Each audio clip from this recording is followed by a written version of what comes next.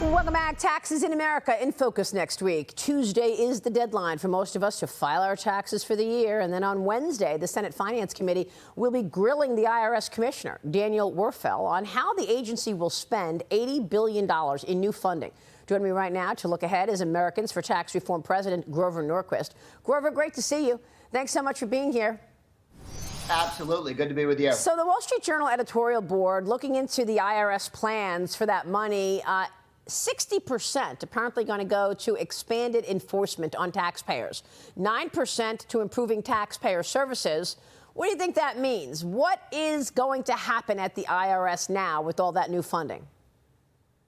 There will be more audits, and the IRS has targeted and told us for years their plans are to audit more small businesses, self-employed people, independent contractors. Throughout the administration, there's been a war on independent contractors to try and force everybody to have a job and a boss, not be an independent contractor.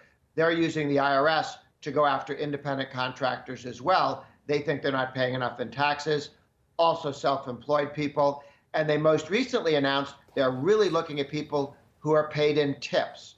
So all this happy talk by Biden about it's just billionaires, I don't know too many billionaires who survive on tips. I know a lot of people who work at restaurants and barbershops who do.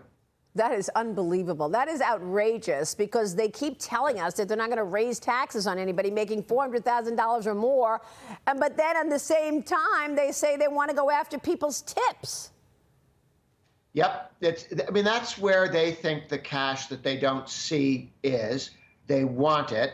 And this is not about auditing rich people. Rich people get audited, as we found when the IRS itself stole data and gave it to a left-wing group, ProPublica, 2 years ago. They still haven't come forward with an admission of who did that. Nobody's been punished. They took whole tax returns in audits and threw them out there to hand out to some left-wing group to play with as they want. No one's been fired. And when asked by Congress, they're told, oh, it's being investigated, but it's a secret. Huh.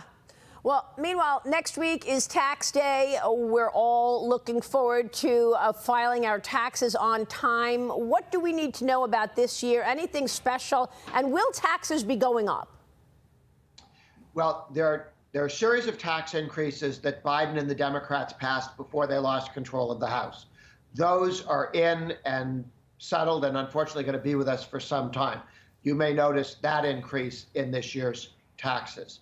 There are some parts of the Republican 2007 passed bill that begin to fade after 5 years. Faster expensing for businesses. That begins to dwindle. And at the end of 10 years, 5 years out from now, much of the Republican tax cut disappears, just as it did with the Bush tax cut. Right. Our goal would be, of course, to make those permanent.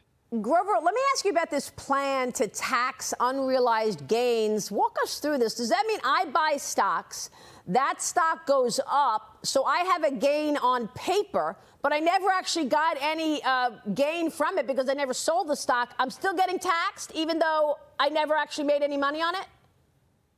Yes. They're going to argue that the fact that your stock went up, that is unrealized income, but they're now going to make it taxable income. So when you read about stock prices going up and people having more wealth, they will call that income. They will tax it.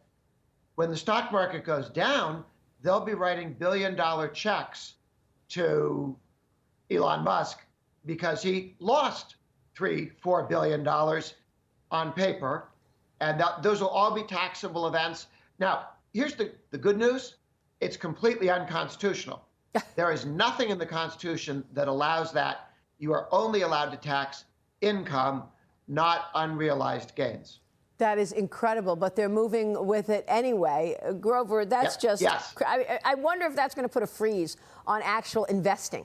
Because who wants to, invest in something when you don't even know if you're going to have a big tax bill before you even sell it? And how do you hold on to stock for the long term? Yeah, that's right. If when it goes up a lot right away, you've got more income than you can pay taxes on, unrealized income. So you have to sell the stock even though you'd like to hold it because you think it's going to do better. They're going to force sales of stock to pay taxes. That is incredible. And get you out of the market with this stuff. And you're It's doing a wrong press on every conference on level. this. You're going to be talking about this next week. Yes, we got a press conference, number of congressmen, senators on Capitol Hill walking through the good, the bad, and the ugly about tax reform. And the cheerful idea, a number of people are putting forward, Ted Cruz, for instance, and Warren Davidson in the House, indexing the basis of capital gains so that when the stock price goes up because of inflation, thank you, Biden, you don't end up paying capital gains taxes on inflation, only on real gain. That would drop capital gains tax rates effectively 40%. Wow. It's a very, very big thing. And Democrats in the past have actually supported. So it's one of those reforms that it's not impossible the Democrats could support. Yeah, wow. Grover, it's great to see you. Thanks so much for being here this weekend. Great to be with you. All right, Grover Norquist.